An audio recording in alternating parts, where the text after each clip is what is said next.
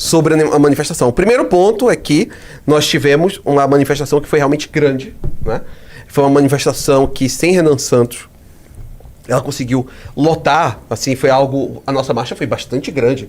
Eu nunca fui nas outras, então não sei, mas... Não, todos falaram que foi pelo menos maior do que a anterior. E a anterior já tinha sido maior do que a anterior e etc. O que demonstra um crescimento contínuo das manifestações, né?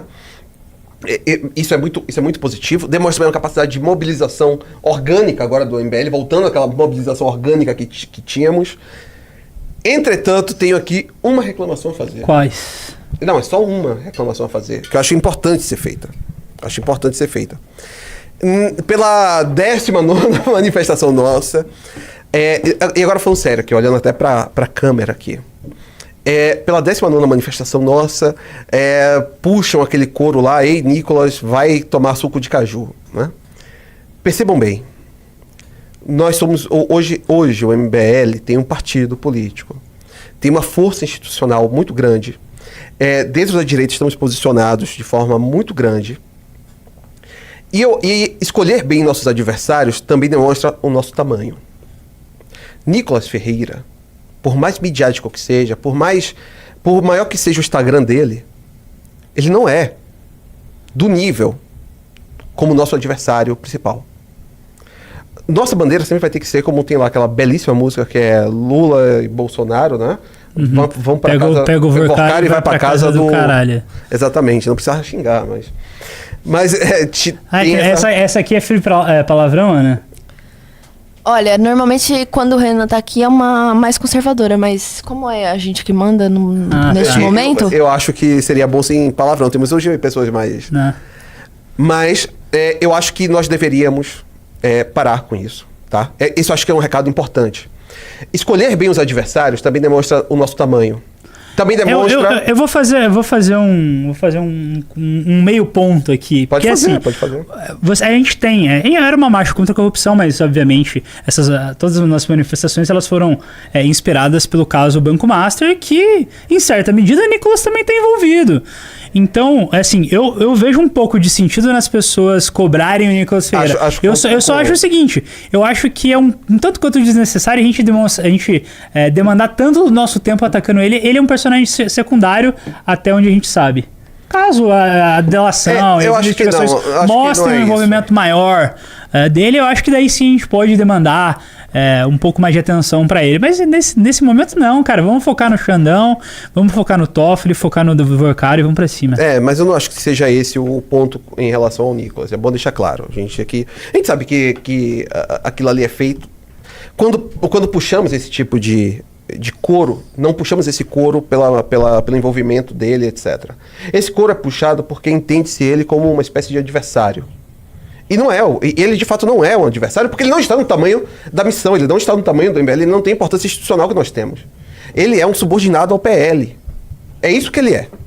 Nicolas Ferreira é um subordinado do PL. Ainda que internamente ele tenha lá sua facção política, ele é só um subordinado.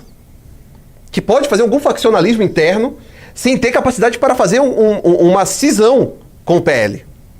O que ele pode fazer? Ele pode fazer negociações internas. Mas ele não é a principal voz. Está longe disso. Acho isso preocupante porque nós estamos colocando, então... E temos que escolher bem nossos adversários. Quem são nossos adversários? Flávio Bolsonaro e Lula. Quem é que Kim Kataguiri mira? O STF. Porque esse é o tamanho de Kim Kataguiri. É mirar nas grandes forças do Estado brasileiro. Porque o Kim Kataguiri é uma das grandes forças do Estado brasileiro. Dentro da oposição, não temos uma força tal como Kim Kataguiri.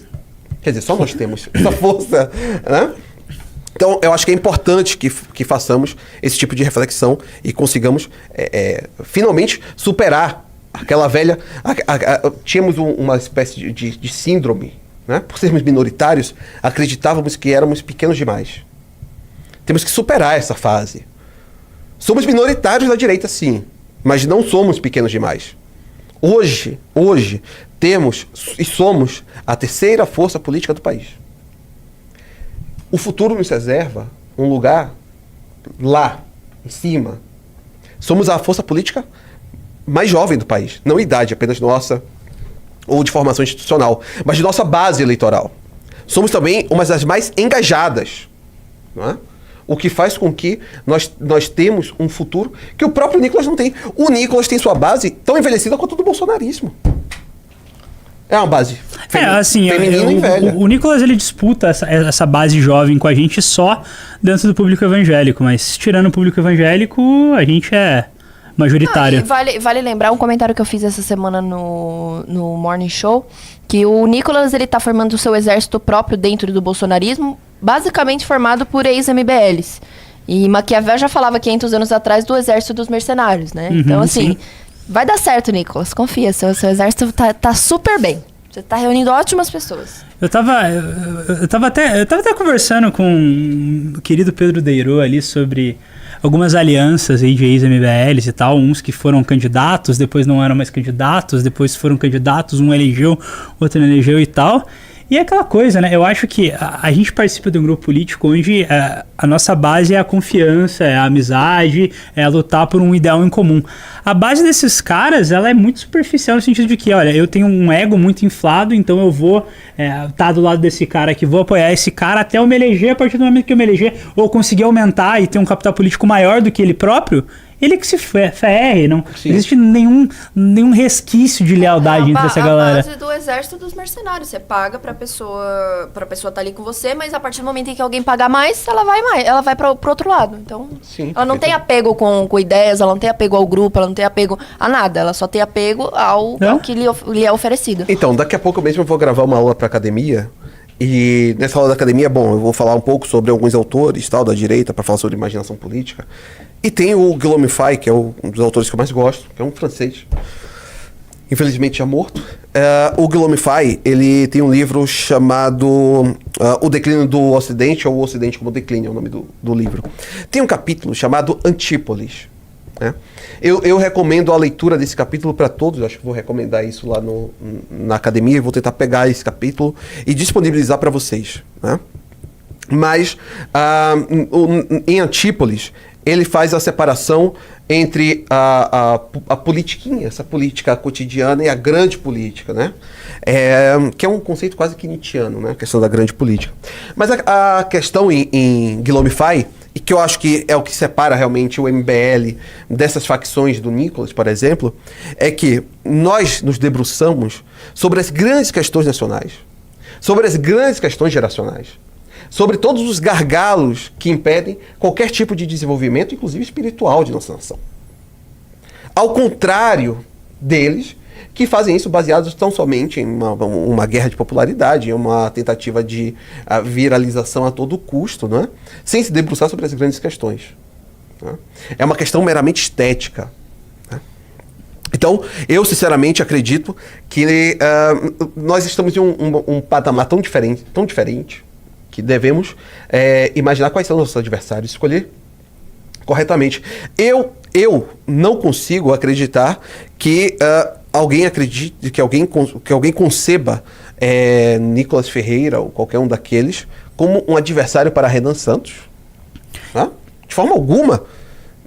Assim, se colocasse um debate entre os dois... E eu acho uma coisa que tem que ser dita, eu vejo muitos comentaristas, analistas falando, porque o futuro da direita é Nicolas Ferreira, o futuro da direita é Nicolas Ferreira. Cara, a gente tem 2 ciclos eleitorais aí até o Nicolas Ferreira poder pensar em se candidatar à presidência da República. Exato. Então, um afobamento dessa galera em relação ao que o Nicolas Ferreira será daqui a 8 anos gigantesco. Sim. Inclusive o Nicolas pode simplesmente, assim, daqui para lá, acabar. Sim. Ele pode acabar. O que é muito provável, dada como é raso, como não tem profundidade, e esse é um problema de que não tem profundidade, né? É que ele não consegue, então, ficar durante muito tempo. Ele simplesmente pode, a qualquer momento, sumir. Né?